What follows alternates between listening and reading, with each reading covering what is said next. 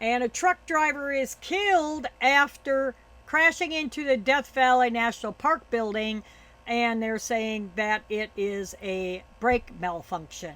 Officials say that a brake issue is the likely cause of a fatal semi truck crash that occurred in the California National Park on May 20th in Death Valley.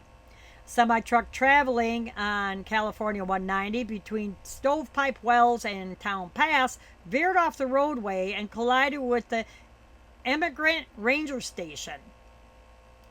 Show you a picture of that here. There it is. Sorry. You're not supposed to see the red lines. You didn't see that. The driver of the truck died as a result of the crash. Man, he must have been flying.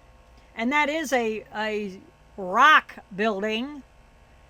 And that's, quite old.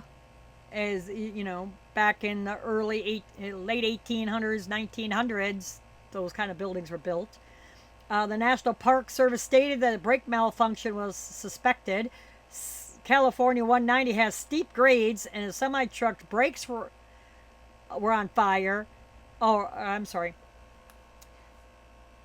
The National Park Service is saying that this highway has steep grades and that semi-truck brakes have caught fire, let me rephrase that, frequently in that area. They remind truck drivers that commercial trucks are not advised to go on CA 190 due to those steep grades, and that commercial trucks are prohibited on other roads within the Death Valley National Park.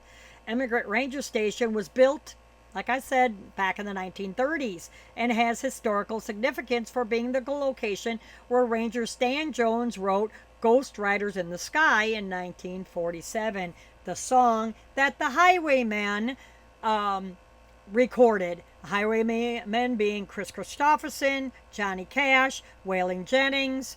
There was another guy. I can't think who else was in the Highwaymen. So if you want to leave that in the comments, it was Chris Christopherson, Johnny Cash, Waylon Jennings, Willie Nelson. Sorry, my brain. Senior moment. My brain has farts from time to again.